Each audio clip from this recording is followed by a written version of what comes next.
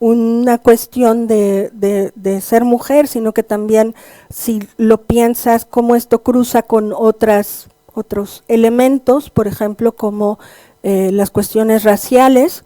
En el caso, bueno, hay dos casos que analizan aquí en este libro, y también cómo a veces se dan trabajos en colaboración en pareja, pero que muchas veces se les da el reconocimiento a ellos, porque, por ejemplo, hay un caso que se explora aquí de Laura Schalk, de la Universidad de McGill, en donde ella y su marido, ambos son físicos, y hay una política para que establecen en Estados Unidos y en Canadá para evitar la endogamia. Entonces, eso implica que no pueden contratar a parejas, pero casualmente siempre los contratan a ellos y a ellas no. Entonces, en el caso de ella, pues sigue trabajando en el laboratorio en McGill, pero digamos como a la sombra, ¿no?, del trabajo que hace el marido. Y así hay muchos casos de estos, pero estos son algunas de las pautas que se reconocen en el caso con estos 16 casos, y que muy probablemente son bastante comunes a muchas trayectorias de mujeres en la ciencia. Y eso es todo. Muchas gracias.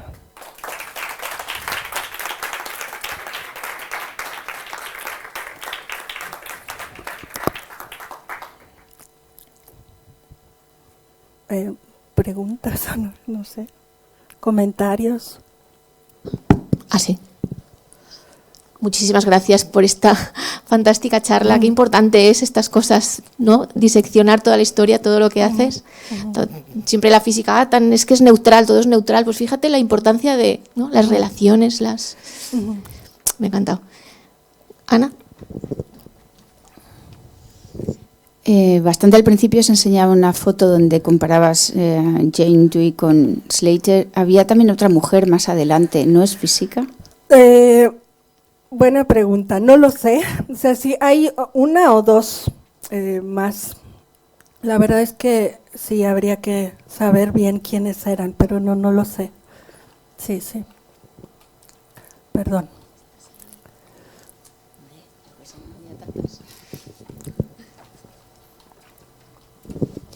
Hola.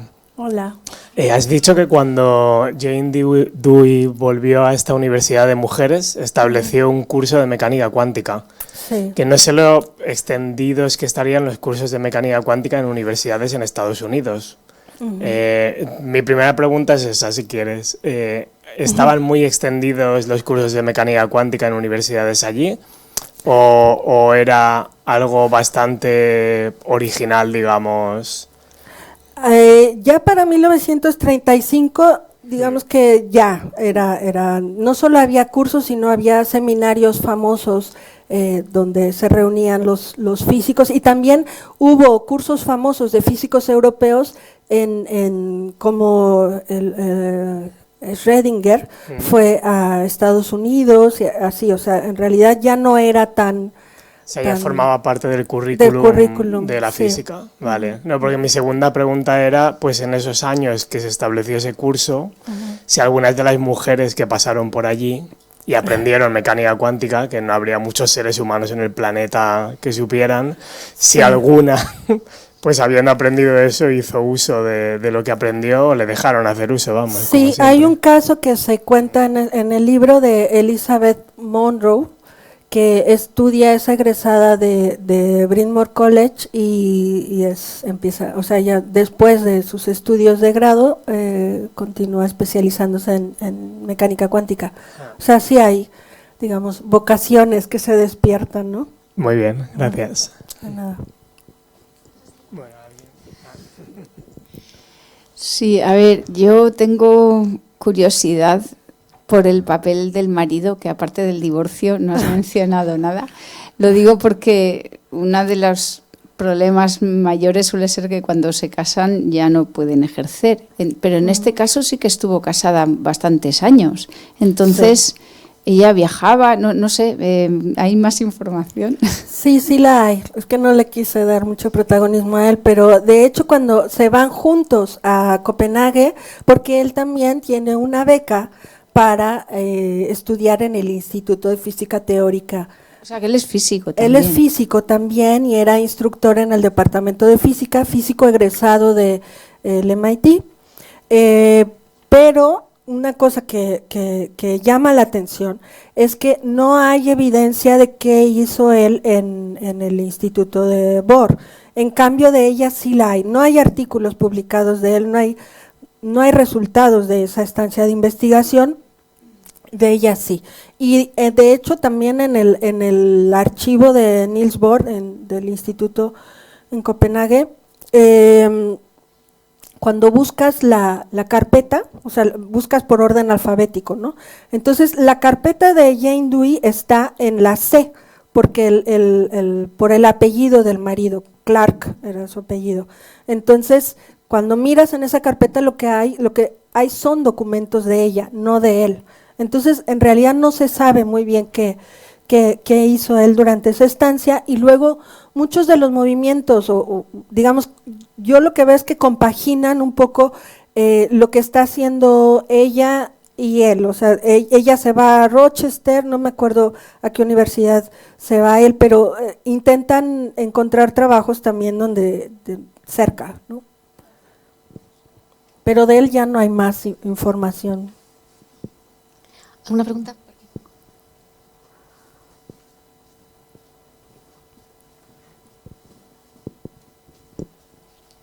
Gracias. Bueno, una muy interesante conferencia. Enhorabuena. Gracias. Yo me gustaría hacer una pregunta reflexión. Cuando has hablado de la industria armamentística en la cual acabó esta mujer, de modo lo has planteado, abandonó o no su carrera anterior. Y eso a mí me sugiere también el hecho de que si lo que se pretende en general con este tipo de movimientos de integración de la mujer, el cual por supuesto estoy totalmente de acuerdo, es no solo promocionar a la mujer, sino, y aunque pueda sonar un poco ingenuo, pero yo creo que la realidad va más allá de la ingenuidad, es conseguir un mundo mejor. Entonces, se trata quizá de promocionar a la mujer para conseguir que haya, no sé, una Margaret Thatcher, o una Golda Meir, o una Meloni, o quizás también se trata de aprovechar este movimiento también para conseguir un mundo más justo. Has hablado de la competitividad, para centrarlo en nuestro caso concreto, ¿no?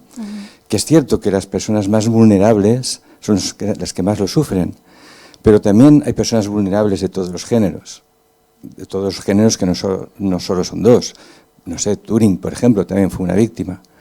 Entonces, en ese sentido, simplemente, ya te digo, es una pregunta reflexión y me gustaría conocer tu opinión a largo plazo, cuál sería el objetivo. Si no solo integrar a la mujer, sino conseguir también, como decía, un mundo más justo. Uy, pues eso está difícil, pero a lo mejor habría que pensar en otros ejemplos, o sea, a lo mejor de mujeres en la ciencia, como por ejemplo Claudia Sheinbaum, la actual presidenta de México, es física también. Entonces, bueno, habría que ampliar los referentes, ¿no?, que tenemos de mujeres. O sea, obviamente no quiero decir que todas las mujeres somos maravillosas y luchamos por lo mismo, ¿no? Pero a lo mejor con estos casos sí nos tendría que hacer reflexionar sobre los sesgos, o sea, ¿cuándo operan este tipo de sesgos estructurales y cómo operan? O sea, al visibilizarlos, quizá eso nos permite pensar en cómo se ponen de manifiesto y quizá para erradicarlos, ¿no?, cuando no son justos. En el caso de Jane Dewey, pues no sé, o sea, igual es anacrónico mirar lo que le pasó desde nuestra época, porque en ese momento todo esto que ella estaba viviendo era, digamos, lo esperado, ¿no? Era lo natural, y no por eso deja de ser, digamos, tachable, ¿no? Porque, no sé, lo que quizá debería predominar es otra cosa, o sea, no el género para decidir si una mujer tiene o no oportunidades o si cualquier persona tiene o no oportunidades. En fin, no sé, eso quizá tendría que pensarlo con más cuidado, ¿no? ¿Alguna pregunta más por aquí? Vamos a ver si hay gente que está conectada, que tiene alguna pregunta. Y ya lo dejamos aquí. Dejar de compartir, ¿no? Sí. A ver si hay alguien que está. Ay, no sé. A mí, si es posible, me gustaría preguntar. Ah, sí. Espera. Uy, Javier. Espera. ¿A dejar de compartir primero? Sí, me voy a dejar de compartir, sí. Eso es. Vale. Ah, sí. Estás ahí, Alberto. Muy bien. Sí. Adelante. Bueno, primero felicitarla por la charla, ¿no? Que me ha parecido muy, muy interesante. Y después, bueno, me queda un poco helado, ¿no? Con el final. Un poco es como una película esta que al final no te deja, no hay desenlace, ¿no? Porque hay un vacío, como bien ha dicho la ponente, que hay un vacío de, sobre todo, sus últimos años trabajando allí, y esa entrevista, además, donde critica la coeducación, ¿no? Y entonces, claro, me llama mucho la atención que hoy día, con la cantidad de información que hay y tal, que no haya nada en relación a ese periodo, ni entrevistas, ni ninguna información, me deja un poco como desconcertado, ¿no? Porque a mí, no sé, supongo que es un sentimiento generalizado, te quedas con ganas de más. O sea, te has llegado ahí y ahora como que ya pasa todos esos años, una persona que ha demostrado ser brillante, que además ha publicado sus trabajos ella sola, que no lo ha firmado con los popes, ¿no? Con los que ha investigado.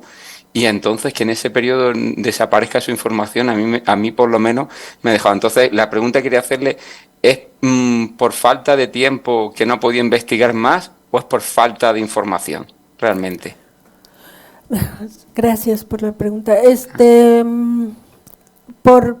A ver, cuando hice esto, esto era casi al final de la pandemia, o sea, en realidad yo hice bastante esta investigación con cosas que ya había juntado de investigaciones previas y con información que fui pidiendo a archivos, por ejemplo el de Bohr o y cosas que encontré en los colleges estos de Barnard y Bryn Mawr.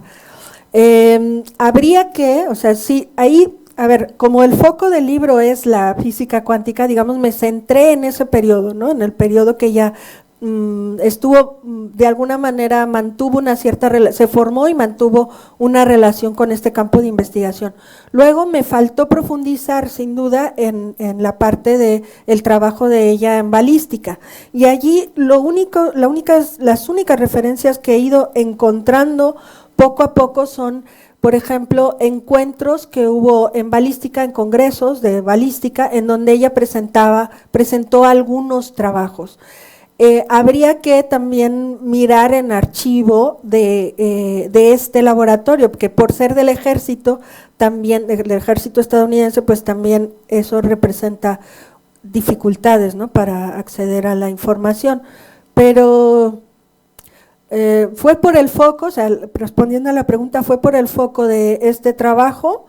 Y luego, pues, también falta de tiempo y de recursos, ¿no? También para poder ir a estos archivos, y también la incertidumbre de no saber si podría encontrar algo, por ejemplo, en los archivos del laboratorio de balística. Por otro lado, como les decía al inicio, pues es sorprendente, o sea, para mí también ha sido muy sorprendente que nadie se haya interesado por el caso de Jane Dewey. O sea, yo esperaría que alguien en Estados Unidos, algún historiador de la física o de la ciencia en Estados Unidos o historiadora, se hubiera interesado antes que yo por este caso, ¿no? Pero pues no sé, o sea, quizá también estos sesgos de estar buscando, que también abundan en la historia de la ciencia, de buscar genios, ¿no?, gente que haya hecho grandes contribuciones a la ciencia, y como en su caso no es tan claro, no es tan clara la contribución que ella hizo a la ciencia, pues también es de esos casos que no interesan tanto, ¿no? Que no son tan visibles, tampoco hay suficiente información. Otra fuente que también me faltó mirar, pero que no es directamente de ella, sino de su padre, o sea, existe el archivo de John Dewey, que está en la Universidad de Columbia. Por ejemplo, en ese archivo seguramente debe haber cartas de Jane Dewey que envió a su padre, pero esa es otra beta que no me dio tiempo de explorar. En fin, como que el tema es que no hay, en el caso de muchas mujeres científicas, no hay un archivo específico, o sea, no, en el caso de científicos como Niels Bohr, hay todo un archivo personal. En el caso de Heisenberg también, de Albert Einstein, así, hay archivos personales completos.